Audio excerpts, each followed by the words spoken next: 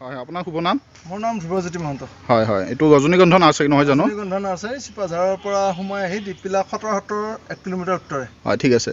আপুনি আমৰ বিষয়ে কওকচোন, কি কি আম উপলব্ধ আছে আপোনাৰ নাৰ্চাৰীত? আম এনে বহুত বিধৰ আম আছে। তাৰ ভিতৰত আমাৰ লগত 10টামান প্ৰজাতিৰ আম আছে। হয় হয়। এতিয়া যোৱা বছৰ ৰোৱা এডাল আম, হয় ইয়াত এইটো বিধানটো হ'ল পালিমাৰ বুলি কয়। হয় এইটো তামিলনাডুৰ আম।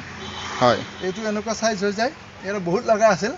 গছডালৰ কাৰণে লক্ষ্য কৰি আমি কিছু ছিঙি দিলোঁ। এইটো পালিমাৰ আম, ইয়াতে এইবিলাক পালিমাৰৰ গ্ৰাফটিং পুলি আছে। হয় হয়।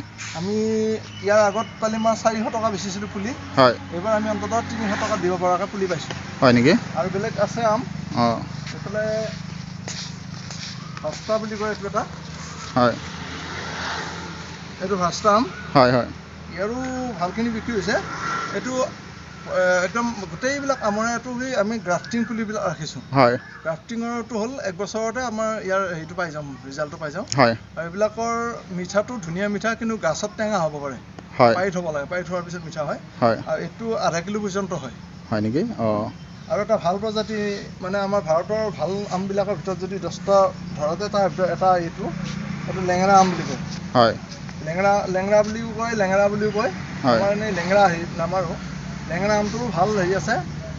ইয়াৰ চাইজটো বৰ ধুনীয়া, দেখি ভাল লাগে। ইয়াৰ উচ্চতা কিমান হয়, মানে প্ৰাপ্তবয়স্কভাৱে? সচৰাচৰ আমাৰ লোকেল যিবিলাক পুলি আমবিলাক 1 বছৰত যিমান উচ্চতা হ'ব, ইয়াৰ 5 বছৰৰ পিছতহে সিমানখিনি উচ্চতা হ'ব। মানে ওপৰৰ ফালে যোৱাটো যিমান ইয়াৰ কাষৰ ফালে যোৱাটো সিমানখিনি প্ৰগতি আছে। কিমান বছৰত ফল দিয়ে? এইটো অহা বছৰ ইয়াক ফুলিব। হয়।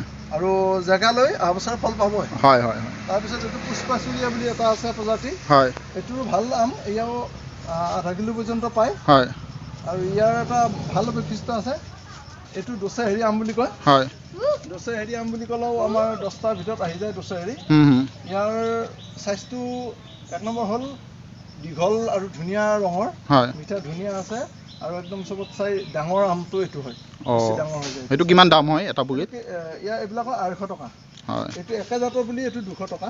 হয় হয়। আৰু এইটো আছে, ইয়াতে আছে অম্ৰপল্লী বুলি কয়। হয়। অম্ৰপল্লী এইবিলাক চব বাহিৰৰ, আমাৰ অসমৰ বাহিৰৰ আম। অম্ৰপল্লী আছে, এইটো হিমসাগৰ আছে। এইটো হিমসাগৰৰ পুলি। হয় হয়। আৰু হিমসাগৰ আমাৰ সিফালে লাগি আছে, ইফালে লাগি আছে আমাৰ একদম হেৰিৰ দ্বাৰা, এইটো আমাৰ লাগা আছে। হয় হয়।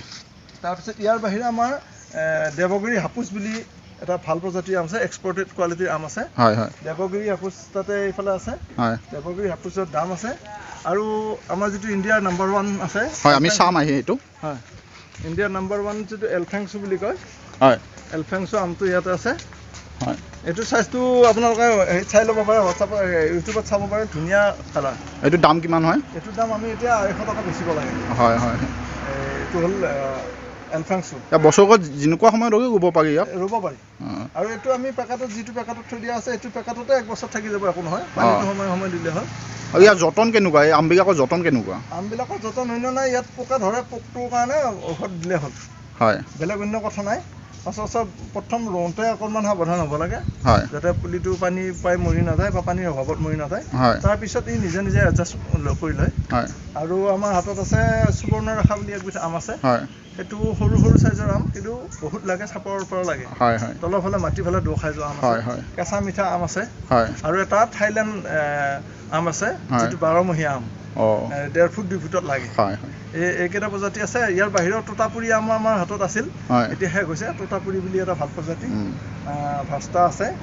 আৰু এইকেইটাই আৰু। এতিয়া আম ব্যৱসায়িক ভিত্তিত কৰিব পাৰিনে? পাৰি, ব্যৱসায়িক ভিত্তিত কৰিব পাৰি। বিশেষকৈ আমাৰ যিখিনি ইয়াৰ স্থানীয় অঞ্চলৰ যিখিনি মাটি, বালিয়া মাটি, হয়, ইয়াত কৰিব লগা আম আছে। আকৌ ওখ মাটিত কৰা আম আছে, বেলেগ বেলেগ ঠাইলৈ কৰিব পৰা আম আছে। হয় হয়। আমৰ প্ৰজাতি বেলেগ বেলেগ আছে। আৰু সেইমতে এই আমটো যিবিলাকে নিছে আমাৰ পৰা, এই যোৱা বছৰ নিছে বা কোনোবা আগৰ বছৰ নিছে, ধুনীয়া ৰিজাল্ট পাইছে। হয়। আৰু সেইমতে ফটো তুলি আনি আমাক দেখুৱাইছে। আৰু তাৰ জৰিয়তে আমিও আনন্দিত হৈছোঁ। আৰু এচিডলেছ লেচু নিছে, এনেকুৱা ধৰণৰ বস্তুবিলাক যিবিলাক মানে কুইক ৰিজাল্ট। হয়। কাৰণ গ্ৰাফটিং পুলিবিলাকত আৰু বেছি অপেক্ষা কৰাৰ কথা নাই, নেক্সট বছৰ লাগেই। ঠিক আছে, ধন্যবাদ আপোনাক।